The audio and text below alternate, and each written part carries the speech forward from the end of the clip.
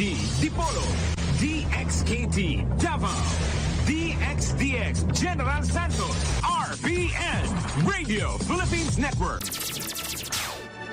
RPN Radio Philippines Network, Radyo Ronda, DZKI-IRIGA, member kapisanan ng mga broadcaster ng Pilipinas. CNN Philippines R sa RPN-DZKI-IRIGA alas 6 hasta alas 7 ng manggi, Lunes hanggang Biyernes. CNN Philippines R.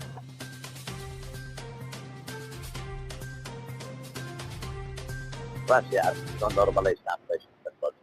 Acting Budget Secretary Tina Canda confirms the Economic Development Cluster has agreed to double the allocation for fuel subsidy to 5 billion pesos. The first half will be released by Friday, the other 2.5 billion pesos in April. Transportation Undersecretary Steve Pastor says qualified drivers will each receive 6,500 pesos for the first tranche, but no definite amount yet for the second round of aid.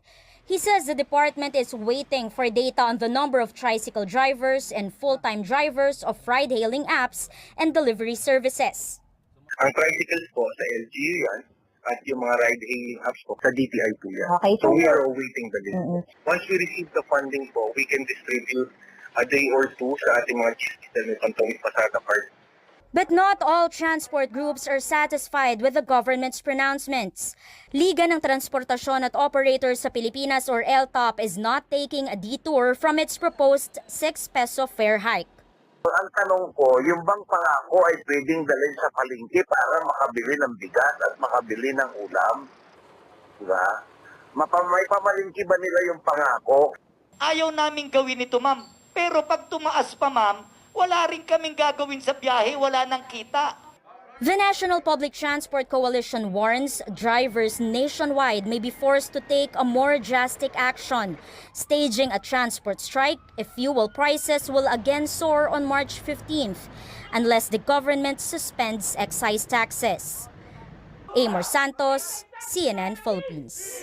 Hundreds of thousands of PUV drivers are set to benefit from the fuel subsidy, but there are millions of tricycle drivers nationwide, and they're hoping they will not be left out in the distribution of cash aid, as they are equally having difficulty because of expensive fuel.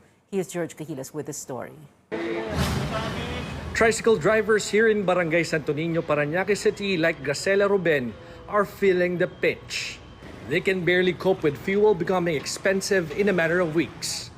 Ruben says his take-home has been cut by more than half, from 500 pesos before the pandemic, and that the smaller amount comes from working for 12 hours.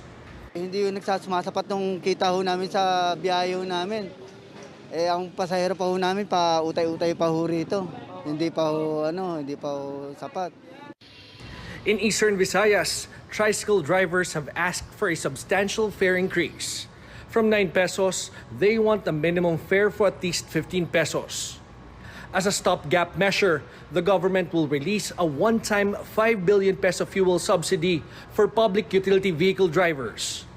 This amount would mean each of the over 377,000 drivers will receive 30. The 2022 budget law specifically identified tricycle drivers as among recipients of the fuel subsidy. House Ways and Means Committee Chairperson Joey Salceda says tricycle drivers number more than 4 million nationwide. In Parañaque City alone, Mayor Edwin Olivares says the local government counts around 14,000 tricycle units. Kailangan isama naman yung sektor ng tatlong gulong kasi affected na sila eh. Hindi lang itong ating pagtaas ng gasolina, pati pa nung pandemic, ngayon lang ho nakaka-recover ng konti dahil nga alert level 1 ng Metro Manila, tapos ito na naman yung ating increase ng ating gasoline natin. So how will government fund the subsidy for tricycle drivers? Salceda says the president should declare a state of economic crisis to dip into the calamity fund for such purpose. Even presidential candidate Senator Ping Lacson is calling on the president to convene a special session of Congress to pass measures that will help people cope with costly fuel. Pwede pa rin nila increase. Pero dapat talaga i-cover lahat kasi lahat yan may bituka eh. Lahat may pamilya. Bakit tayo maglilimit lamang doon sa ipopera natin yung TODA? Gutom din yun. Tricycle drivers like Ruben hope help will come soon as the crisis unfolds and the future remains uncertain. George Cahiles, CNN Philippines.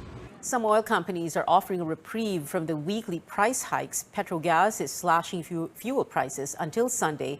It's cutting the cost of gasoline by 5 pesos and 85 centavos per liter and diesel by 3 pesos and 60 centavos per liter. Petrogas says this is to minimize the impact of price hikes on motorists. And this one's only valid until today. Petron is giving its value card and super driver card holders a chance to earn points that would translate to a 2 peso per liter discount on all fuel products.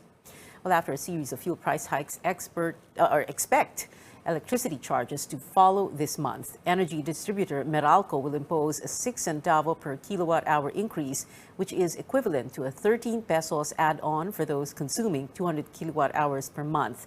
Meralco explains suppliers are charging more for power generation. This is the first power rate hike after 2 consecutive reductions this year. Meralco warns of more power rate movements in the coming months. The world market expects oil prices to remain expensive as tension between Ukraine and Russia escalate. Dinifer na 500 million in terms of the generation cost, that's 18 centavos. So yan ay i-recover over 3 months starting April. Plus yung additional distribution through up na refund na in-implement namin based sa order ng ERC. So yung mga factors na yan nakatulong para to keep rates somehow manageable, no? So that this will be reflected in the May generation charge. So if there is any effect of the increase in world crude oil prices, we will feel it in the Malampaya prices starting May generation charge.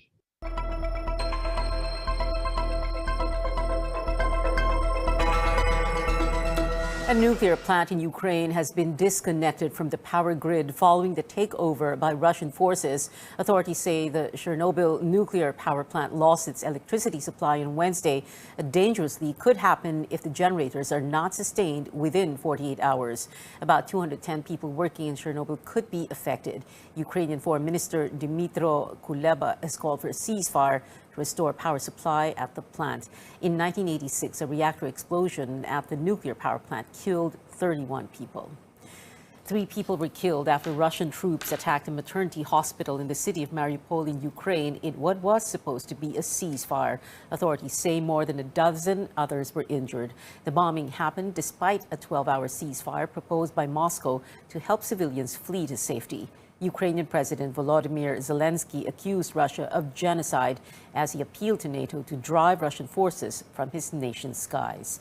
Meanwhile, more humanitarian corridors will be opened in several parts of Ukraine, but it is still unclear if this has been agreed upon with Russia. Almost 35,000 Ukrainians were rescued through evacuation corridors. Up ahead, the World Health Organization confirms a hybrid version of the Delta and Omicron variants, and COMELEC Commissioner George Garcia is taking his hands off the cases involving Bongbong Marcos and 3 other presidential candidates. Details next.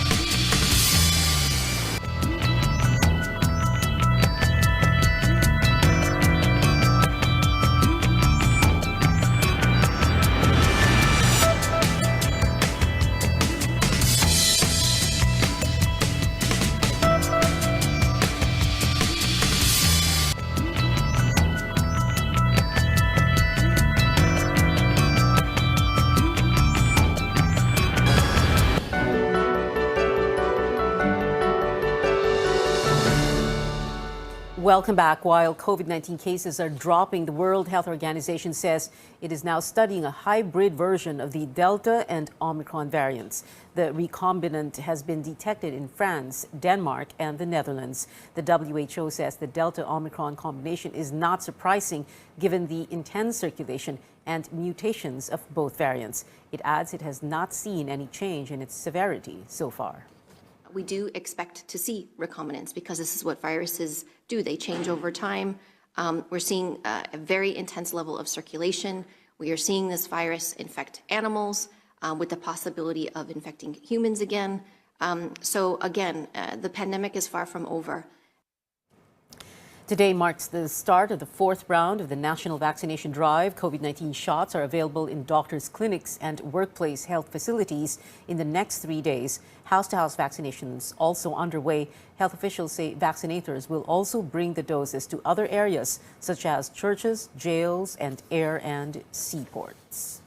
We will do everything to continue access improvement, no, for our people. Para nang sa ganon, makamit natin yung 80% of our target population to be vaccinated fully, which is equivalent to 90 million Filipinos. Okay? So, while we haven't reached that, the possibility of another surge will always be there. The government aims to vaccinate about 1.8 million people until Sunday.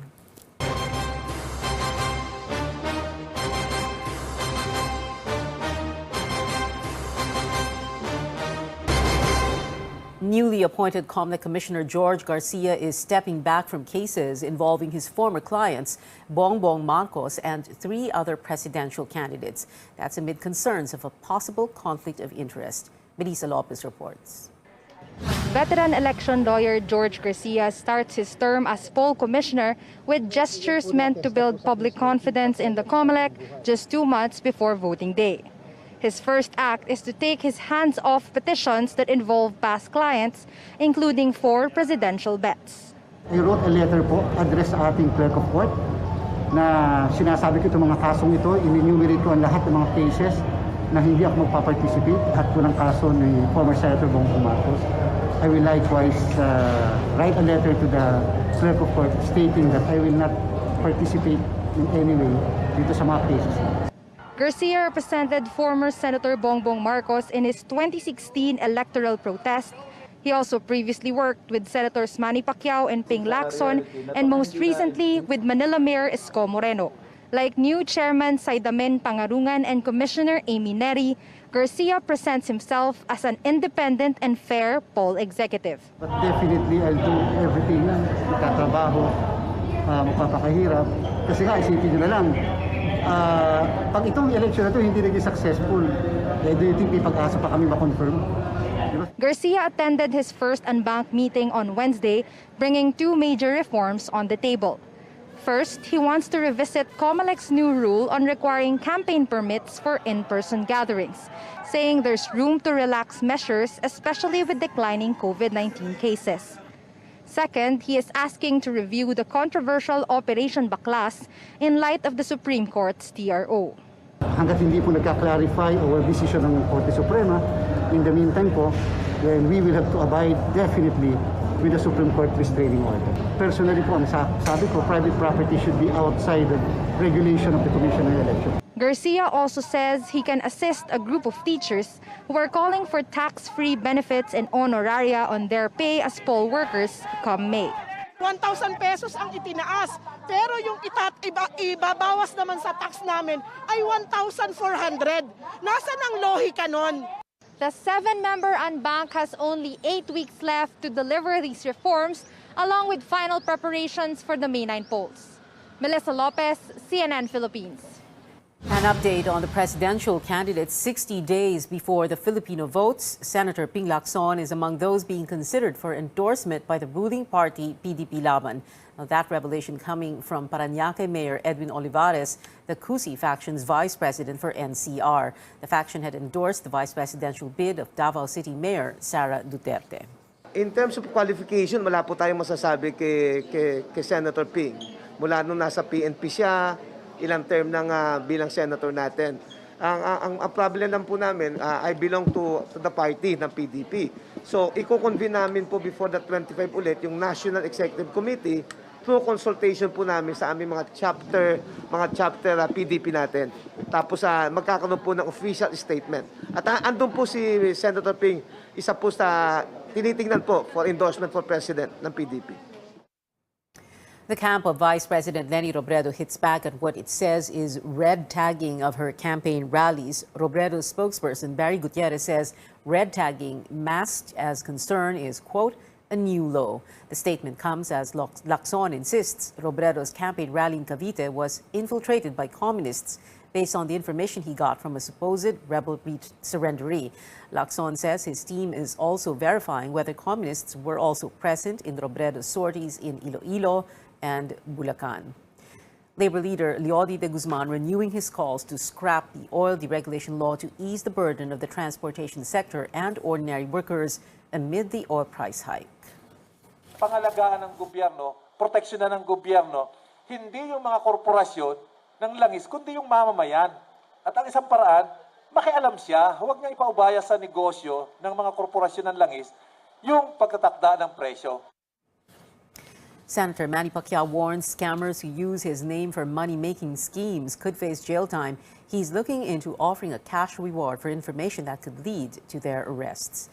Manila Mayor Isko Moreno in favor of postponing the barangay elections this December, saying the money is better used to provide aid to people amid the oil price hike. Meanwhile, his running mate Willie Ong proposing an interagency task force to handle the effects of a possible nuclear war amid Russia's invasion of Ukraine. Bino-volunteer ko na sarili ko. Ako na lang mag-head. Diba? Kalimutan na natin itong eleksyon. Ako muna head, hindi na tayo makahintay ng July eh. Bibili na natin yung potassium iodide. Diba? Ire-ready na natin yung mga tao. Tuturuan na natin kung anong gagawin. The tandem of Bongbong Marcos and Sara Duterte says church leaders are embracing the Uniteam's call for unity. The statement comes after Marcos and Duterte met with Bishop Leopoldo Haushan of the Diocese of Bangued in Abra and Bishop Ted Malangen of the Jesus Christ the Deliverer Church in Bulacan. The Marcos camp this week urged the Catholic clergy to stop meddling in politics. In an interview with talk show host Boy Abunda, Marcos's wife reveals the former senator decided to run for the presidency while watching a Marvel movie. 6 months ago, he wasn't yet sure what to do. We had no party, no. And then one day we're watching Ant-Man in the room. And then he looked, because we love Marvel movies. And then he looked at me and he goes, okay, we're going to do this. He told me. I said, do what? Run for the presidency. Ant-Man tells the story of a former convicted thief who turned into an Avenger with the ability to shrink to a tiny size.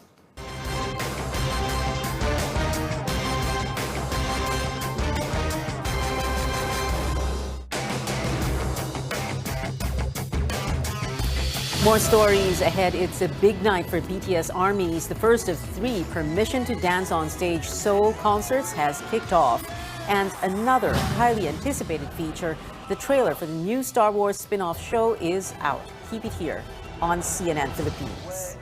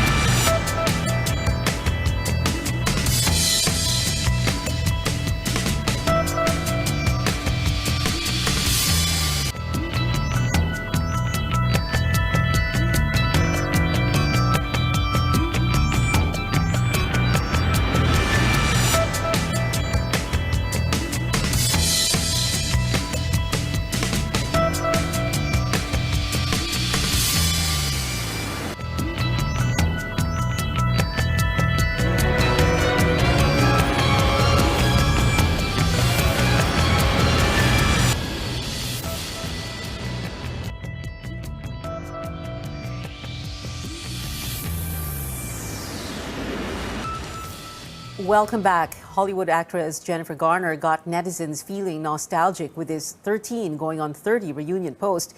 It features a frame from the popular 2004 film, which Garner recreated with co-star Mark Ruffalo in their new movie. You can catch the duo together again on The Adam Project, streaming on Netflix by tomorrow. Also, the talk of netizens' worldwide sensation BTS bringing live music back to their home base. The K-pop group's first Seoul concert in over 2 years is underway. It is the first of 3 permission to dance on stage shows in South Korea's capital, but fans here at home don't have to miss out. Saturday's event will be played in select SM cinemas, while shows tonight and on Sunday will be live streamed.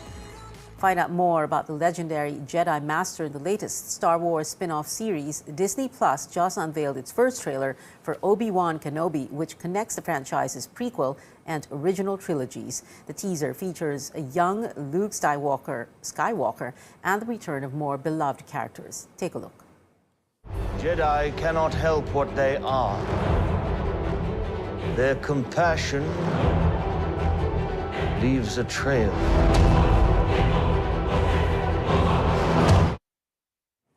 Obi-Wan Kenobi comes out on Disney Plus on May 25th. The streaming platform is not yet available in the Philippines. But what can we already watch? A computer-animated coming-of-age story and a star-studded action comedy flick hit local cinemas this week.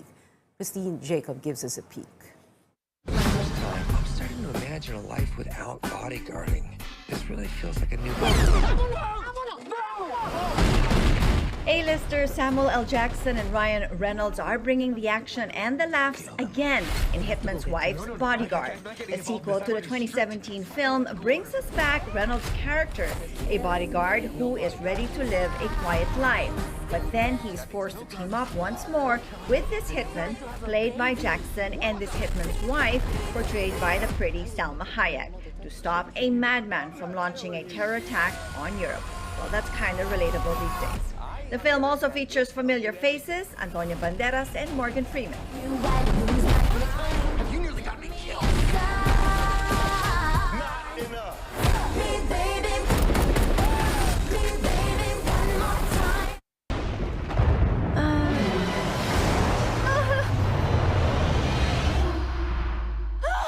May, breakfast is ready. A spunky 13-year-old girl is at the center of the Pixar-produced and Disney-distributed film Turning Red. The movie, directed by Domi Shi, in her feature debut, tells the story of Mei Li, who, by the way, is Chinese-Canadian, and simply a dutiful daughter to her mother. However, there's something more to being a teenager, as Mei Li, to her fluffy surprise, finds out she magically turns into a giant red panda whenever she gets too excited. That's really interesting. Mama's girl.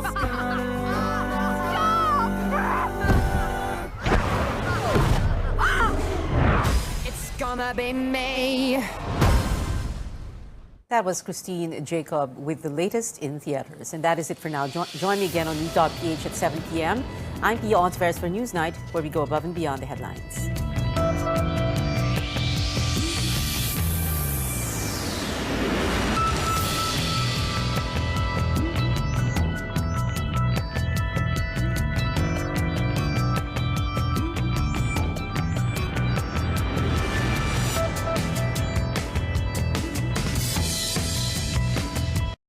This program is brought to you by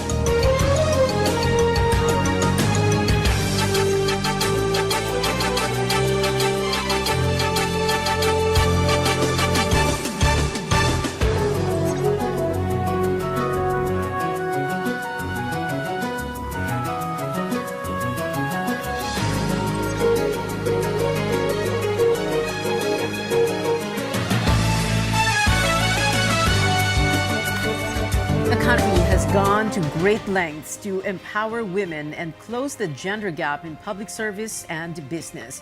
But hurdles remain, especially in legal and economic equality, as the country shows little progress on rights concerning parenthood, marriage, and assets. According to the World Bank, these are issues worthy of the attention of our next leaders. But speaking of elections, surveys show re-electionist mayors and their relatives are leading local races here in Metro Manila by a margin, while the vice mayoral contest appears more cutthroat. And at the national level, presidential bet Bongbong Marcos and running mate Sara Duterte maintain their leads in surveys come May 9th. Will these numbers translate to actual votes, or is there more that these surveys fail to capture?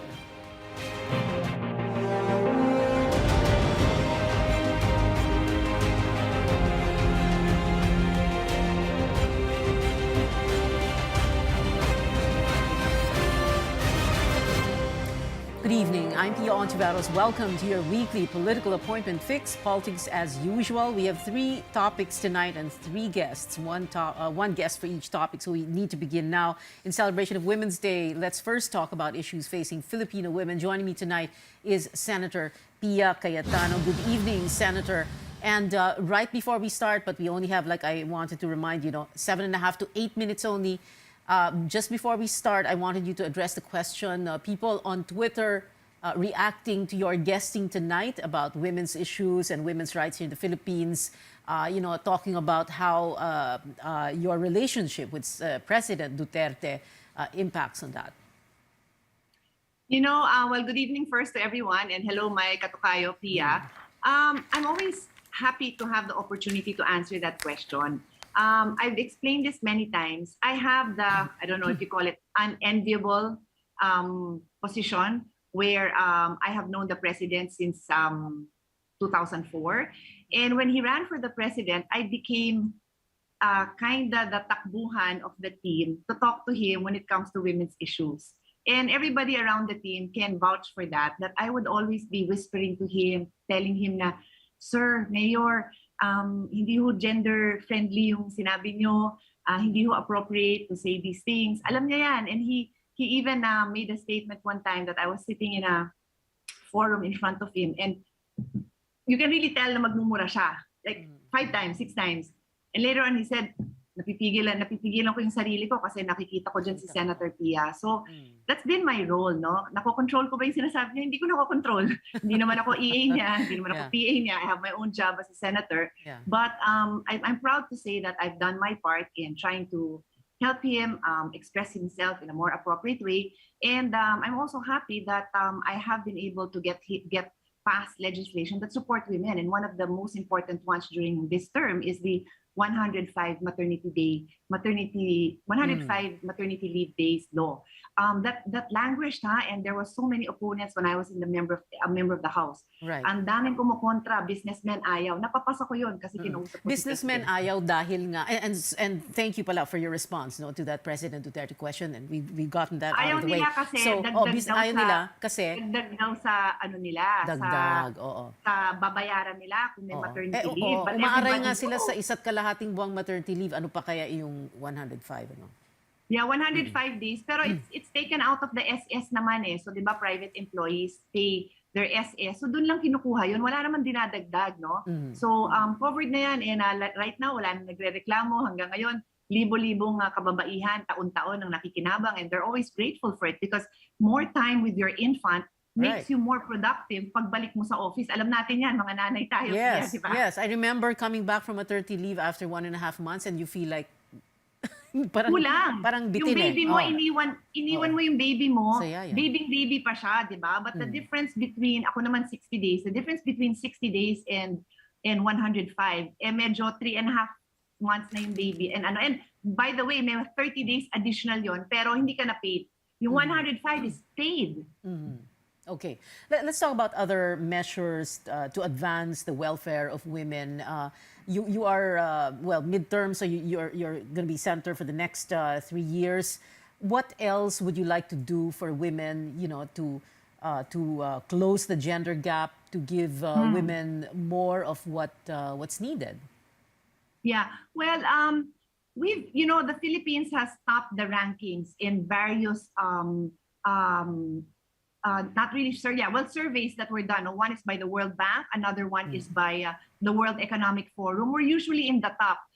Sa World Bank, ang grade natin doon is something like 78%, which is even more than the median. And then doon naman sa World Economic Forum, we were ranked in the top 10 until 2018, and then nag-slip tayo ng konti, but we're still in the top 20. So it means based on the laws that we passed, and yun naman yung trabaho ko, laws, the laws are there. As to the implementation, then that goes back to culture and education. So I hate to hear na, kasi ganun naman ang kultura. Yeah, but if it's wrong, it's wrong. You have to change it. But I understand that that takes time. So you go to the education process. You help them understand. And let me talk about the reproductive health law. Hindi daw, wala daw sa kultura natin na gumamit ng contraceptives. Siguro if you look back 200 years ago, wala naman kasing contraceptives nung panahon na yon, di ba? So wala talaga sa kultura before all over the world. But then it becomes acceptable. You teach them how to use it in a responsible way.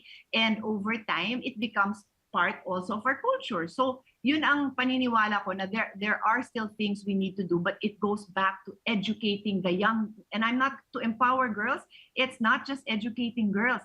It's educating girls and boys. It's a gender partnership. Right, girls and boys, very important. Nagpe-preach lang tayo to the choir, Pia, if ine-empower lang natin yung girls, tapos naman yung counterpart nila na boys, yung mga kaklase nila na boys, yung mga manliligaw sa kanila na boys, yung future boyfriends nila, hindi naman din na-empower to support women in power. And can I just quickly say that one of the problems that we will foresee, and this has already been documented in research, that as women become more educated and have more jobs, nagkakaroon din ng difficulty to find good relationships because nangyayari talaga na may parang insecurity din ang ibang lalaki. Not all, and I love a man who can love an empowered woman, but these are things we have to face, no? So we have, I love it when I see young boys na proud sila sa sister nila na athlete, na sister nila na debater, kasi then I know that they will grow up to be young gentlemen and men who will respect women for what they can do. Let's talk, we only have about 2 minutes to go, Senator Pia. Let's talk about the elephant in the room, in this country, I mean, no? Divorce. Every time that's brought up, no one really wants to touch it with a 10-foot pole, and you bring it up in a debate, it gets a little bit sticky. And I will. Yeah. Oh, so what are we going to do? Because, okay, so we have annulment, church annulment, etc. But, there are a lot of women who parang need more than that. Yes.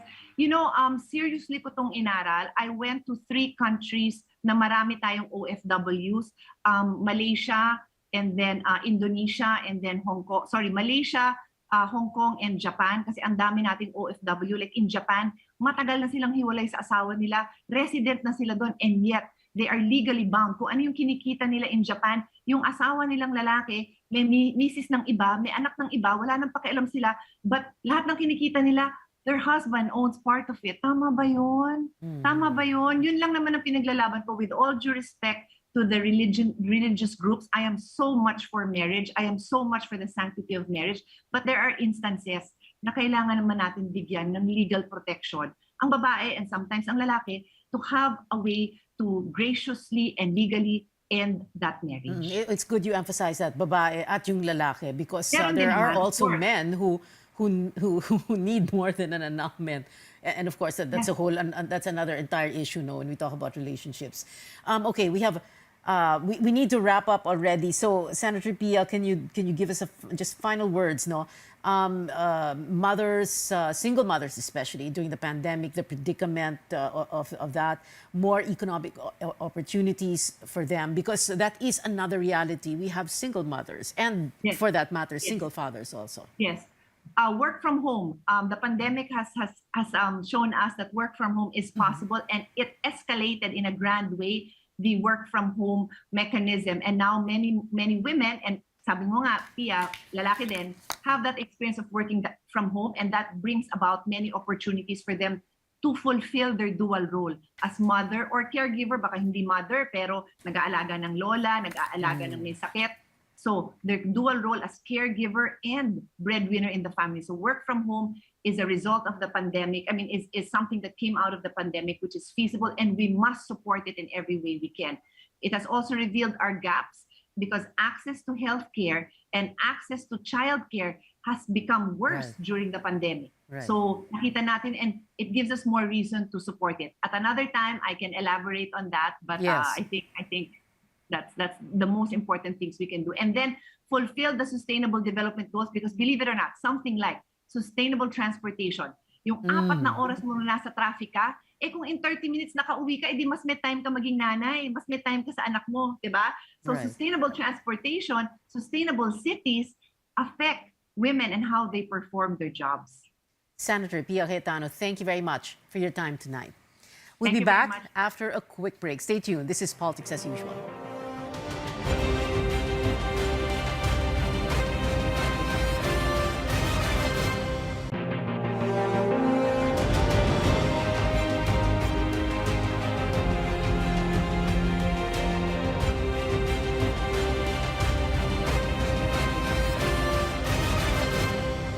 Welcome back to Politics as Usual. On to local politics. Here in Metro Manila, a survey showing re-electionist mayors and their relatives leading by a wide gap against their opponents.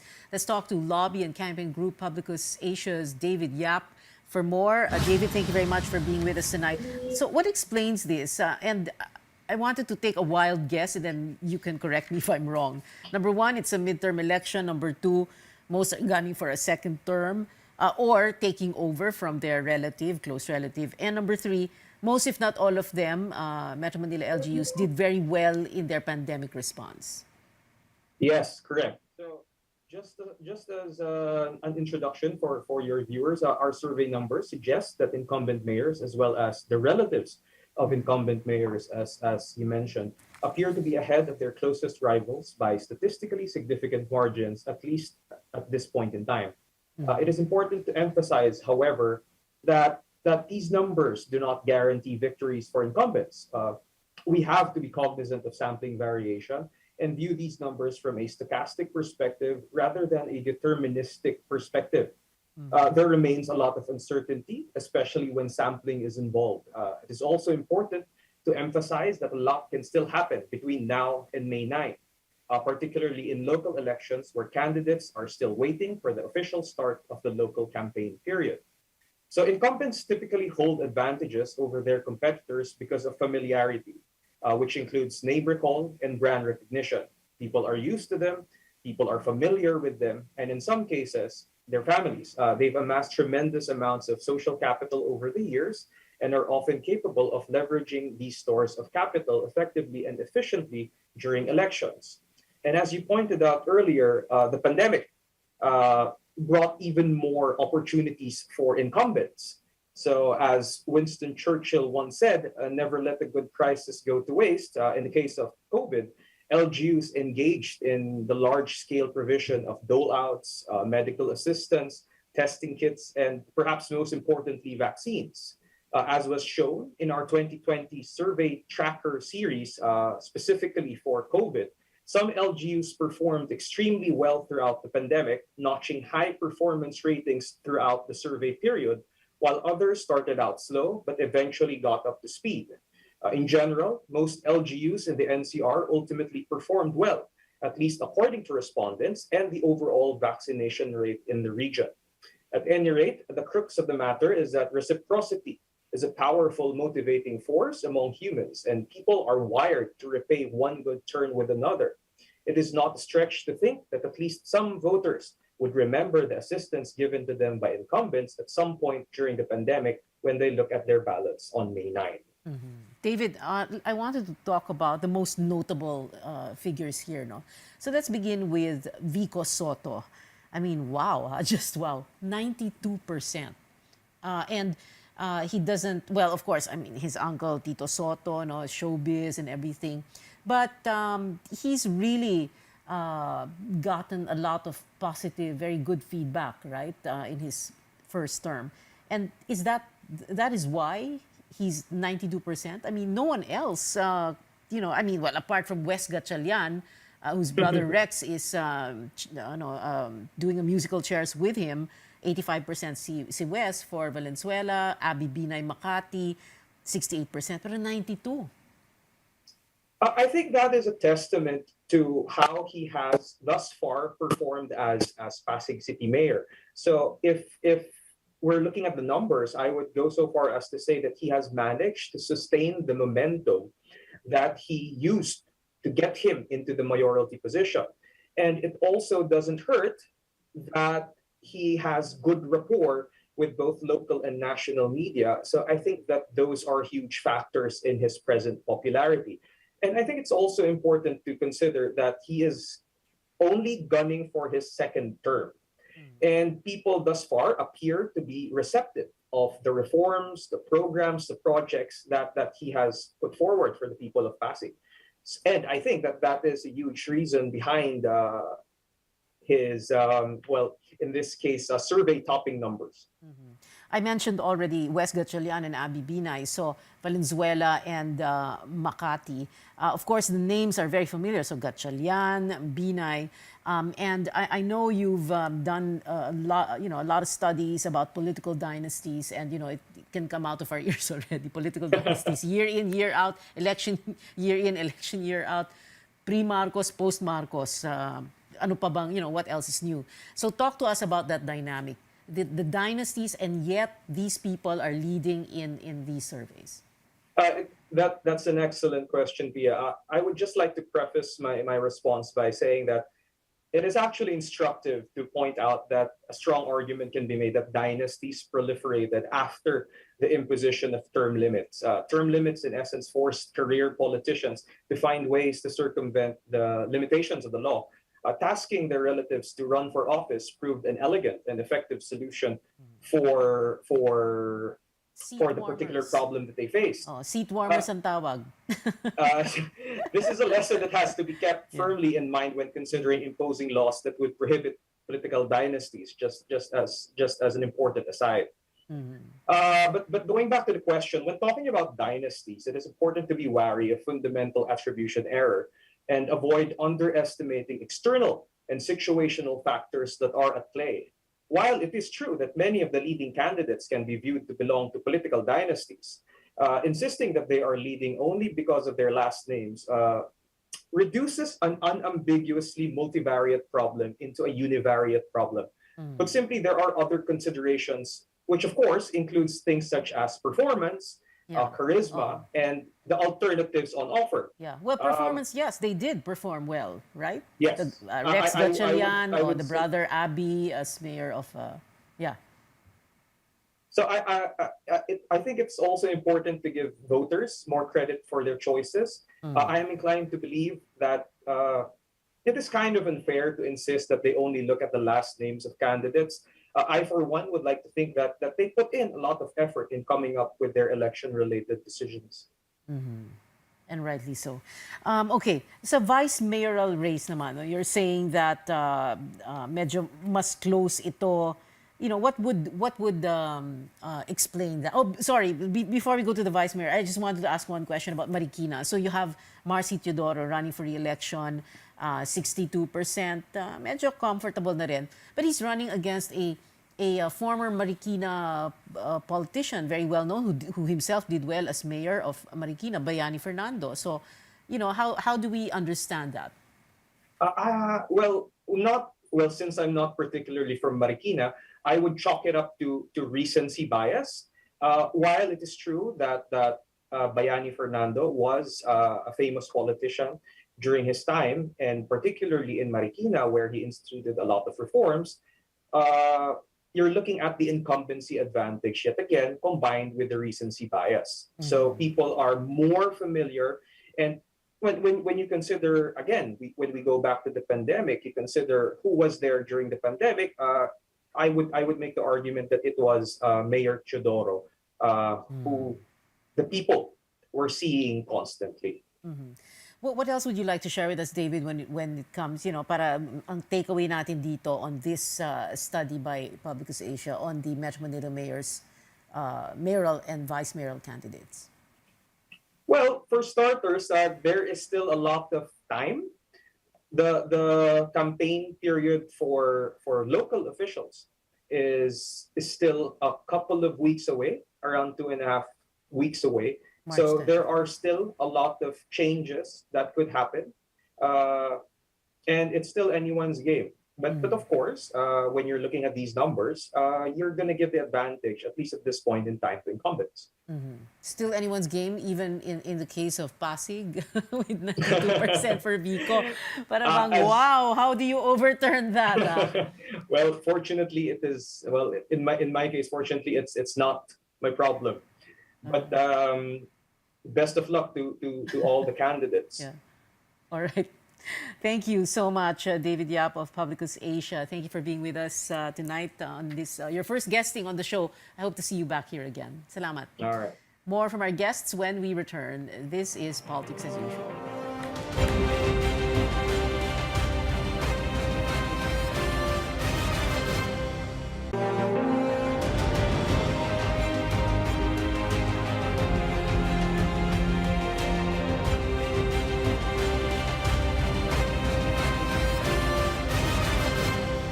We're in our final stretch. This is Politics as Usual. On to national politics. Let's talk about the latest presidential and vice presidential surveys.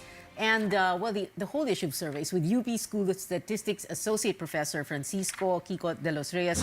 Professor Kiko, thank you very much. Of course, our takeoff point is that statement of the UP School of Statistics about surveys. No, but let's not talk about that. But let's go, not just that, but offshoots of that. So let's go straight to this question. No? We talk about credibility, which, and for me, the question is, and I want you to answer this as straight and as direct as possible because it will be helpful to our viewers, which survey firms are credible. And I am going to be reading from a list prepared by Dr. Toots Albert, and it is in his PowerPoint presentation. So, of course, when I say the name of the survey firm, you just say yes or no. Okay, so Pulse Asia.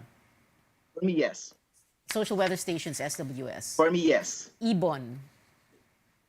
I have not seen their survey, sorry. Okay. But considered a survey for Okta Research. Is that the Twitter survey? If it's the Okta? Twitter survey, they did a Twitter survey eh. So, meron akong reservation with Twitter surveys. Okay, but if kung hindi Twitter, okay lang. Basta, Yes, if it's done in this a is the random Okta Research sampling. Group eh. Yeah. Oh, okay. If they did it in the random sampling way, yes. Okay, and we're gonna bring up the graphics para makita ng viewers natin yung mga pangalan. I'm just addressing our control. There we go. DigiVoice. I haven't seen that, sorry. Oh, okay. Publicus Asia. I was just speaking to David Yap of Publicus Asia. We were talking about the NCR mayor and mayoralty and vice mayoralty races. I have reservations. Bosses Pilipinas. I haven't heard it. The Strafford. I have not heard about it. MBC Manila Broadcasting Company. They do surveys. I'm not familiar Pass. with them. Pass. RMN. Pass. What's that? RMN. It's if it's random sampling, that's the point. The statement is actually not a witch hunt. Let me clarify, it's not a witch hunt. But we want to say is dapat nirerespeto yung mga prinsipyo ng sampling, ng random sampling, random selection, and that's it. So if these companies are openly saying that they're doing that, then that's fine, right? Okay. But if they don't share, yes, we're going to get to design and mythology. Yes, we'll get to design and mythology in just a bit, but we don't have much time. So very quickly, and then Lilo. They've been doing surveys, similar results to Pulse and SWS. Honestly, I haven't encountered the results. Yeah. Sorry.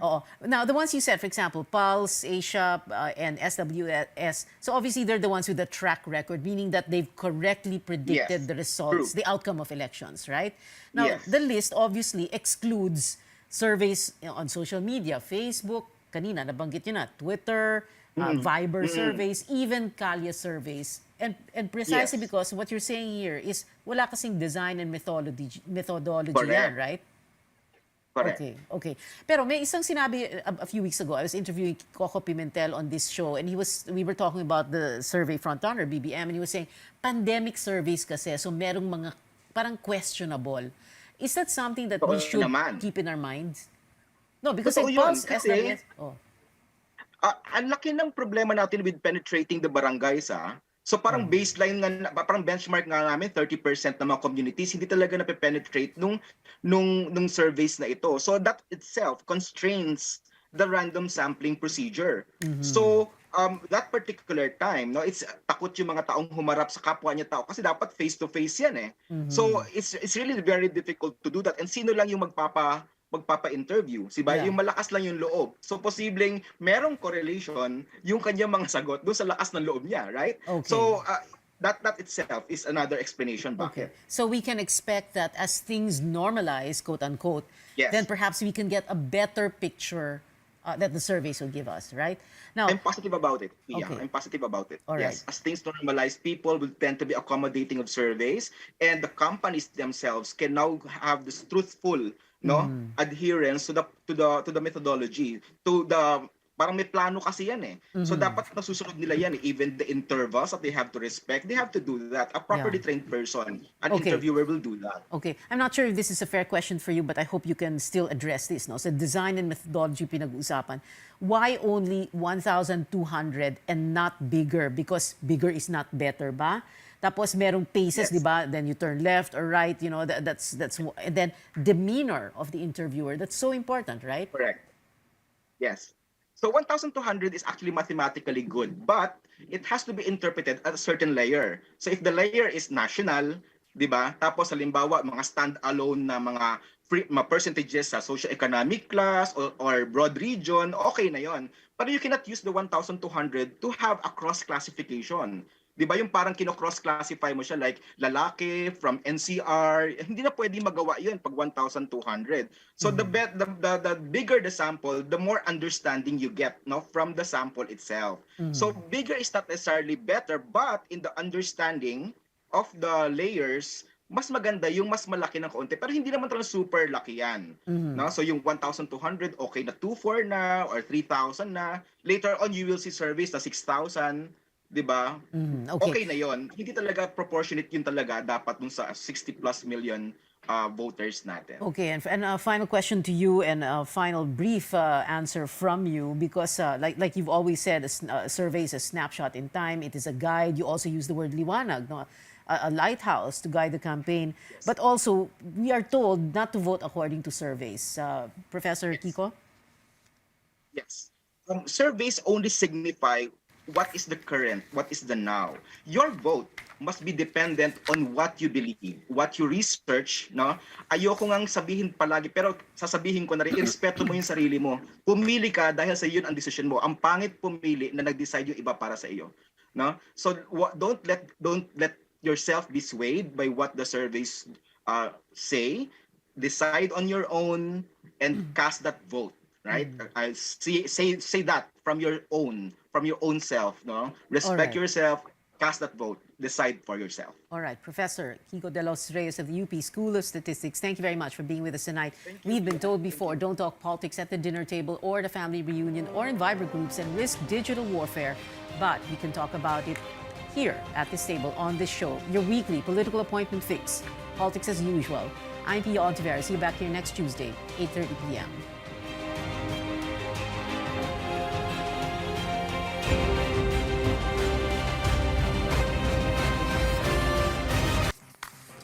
The country has gone to great lengths to empower women and close the gender gap in public.